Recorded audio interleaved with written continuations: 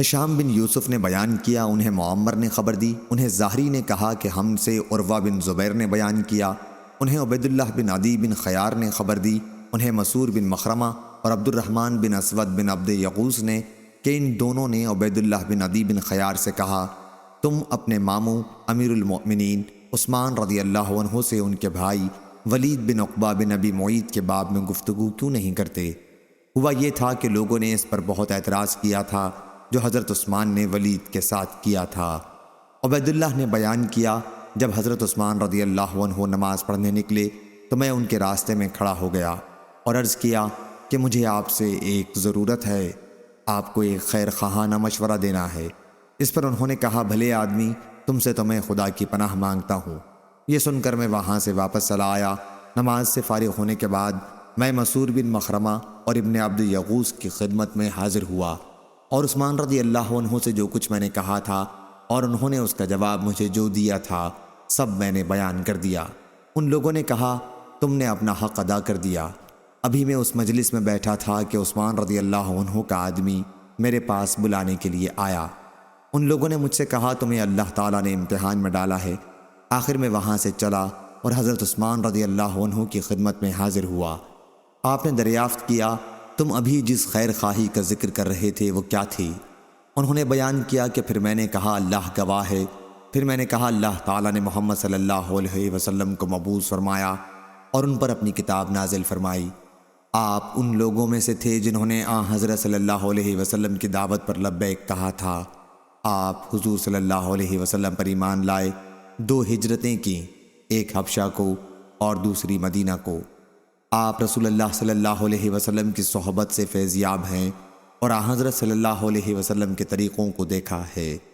بات یہ ہے کہ ولید بن عقبہ کے بارے میں لوگوں میں اب بہت چرچا ہونے لگا ہے، اس لیے آپ کے لیے ضروری ہے کہ اس پر شراب نوشی کی حد قائم کریں۔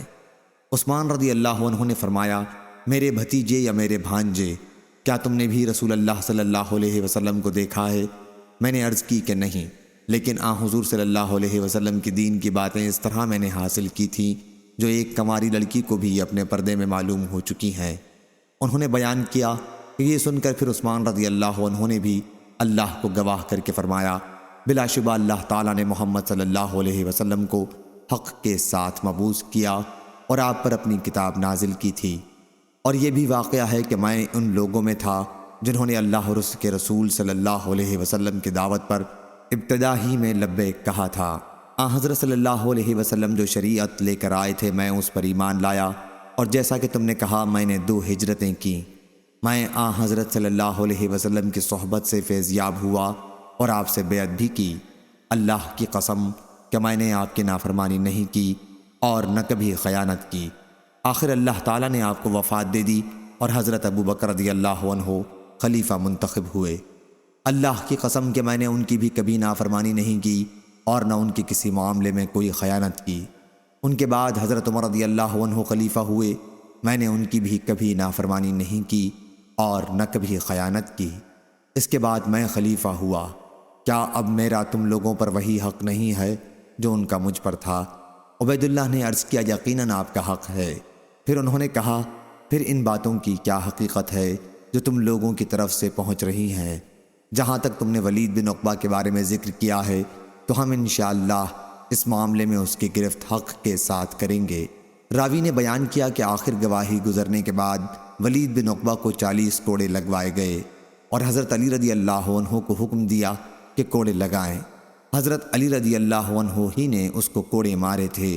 اس حدیث کو یونس اور زہری کے بھتیجے نے بھی زہری سے روایت کیا، اس میں عثمان رضی اللہ عنہ کا قول اس طرح بیان کیا، کیا تم لوگوں پر میرا وہی حق نہیں ہے جو ان لوگوں کا تم پر تھا؟